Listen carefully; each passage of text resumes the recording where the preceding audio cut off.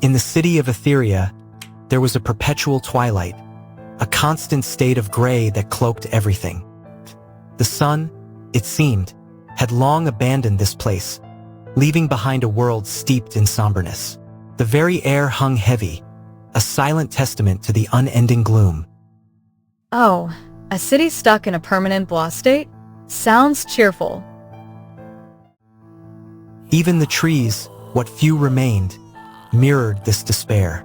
Their leaves, once vibrant, now drooped with a sickly pallor, weighed down by the eternal shadow. It was a scene of utter desolation. The air itself seemed to press down, a tangible weight of the twilight, making every breath a little harder. The city's parks, once havens of beauty, had succumbed to the dimness. Neglected and forgotten, their flowers struggled to bloom, their colors faded and muted. That sounds incredibly depressing, doesn't it? The citizens of Etheria moved through their days with a weary grace. Clad in drab clothing, their faces bore the marks of the unending gray, etched with the monotony of a life lived without sunlight. Their spirits, it seemed, were as muted as their surroundings. The world was drained of its vibrant hues, replaced by shades of gray and brown. The city held its breath, waiting for a sunrise that never came. Laughter was a forgotten sound, and joy, a distant dream. Sadness was the only constant. The people of Etheria had grown accustomed to the gloom, their lives a monotonous cycle of gray days. Resignation had become their companion. Buildings scraped the sky, their windows reflecting the dreary light, a constant reminder of the world's bleakness. The cause of this perpetual twilight, a thick, oppressive layer of clouds had settled over Etheria generations ago, blotting out the sun and casting a permanent gray shadow. It was a prison of the sky.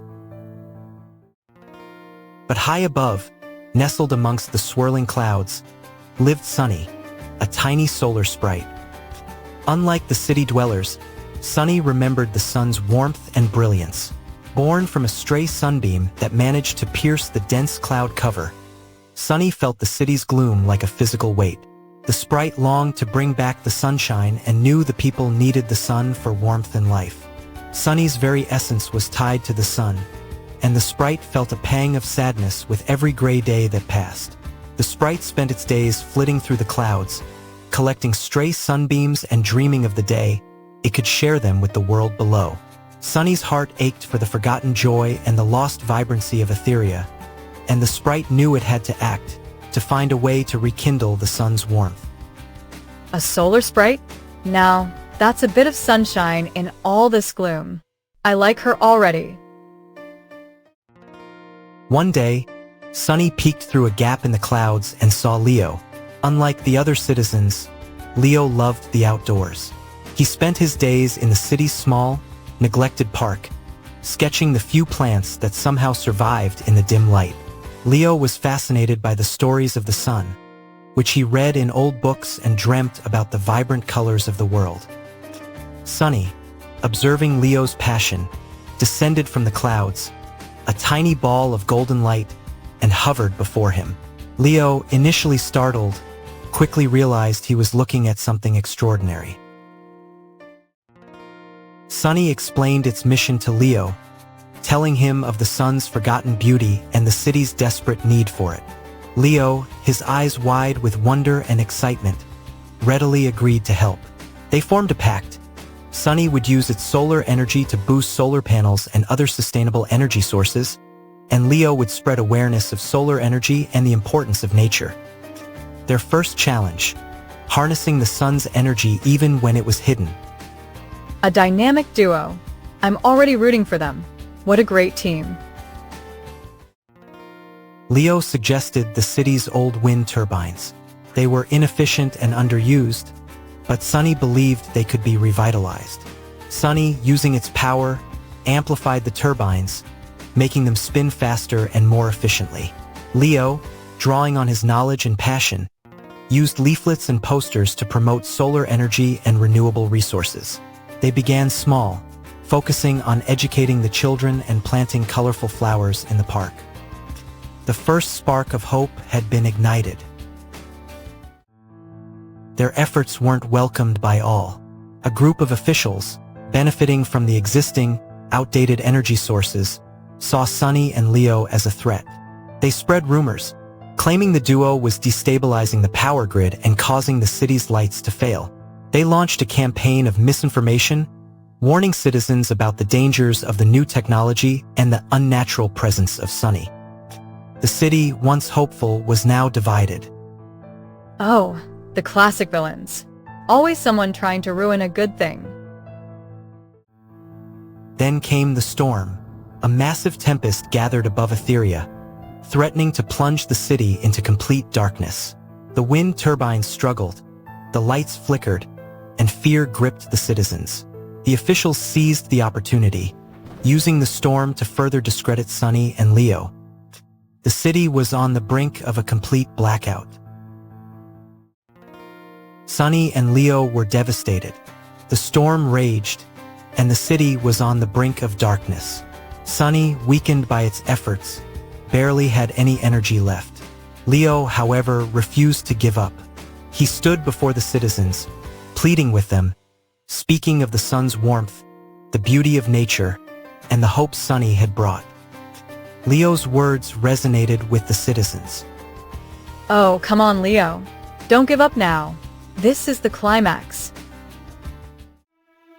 Inspired by Leo's words, the citizens united.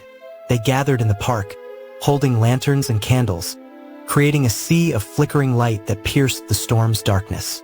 Their collective hope, combined with Sunny's last reserves of energy, surged through the wind turbines, giving them a boost to generate more power.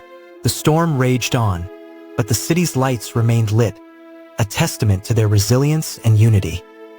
The park, once neglected, became a symbol of their shared hope and determination.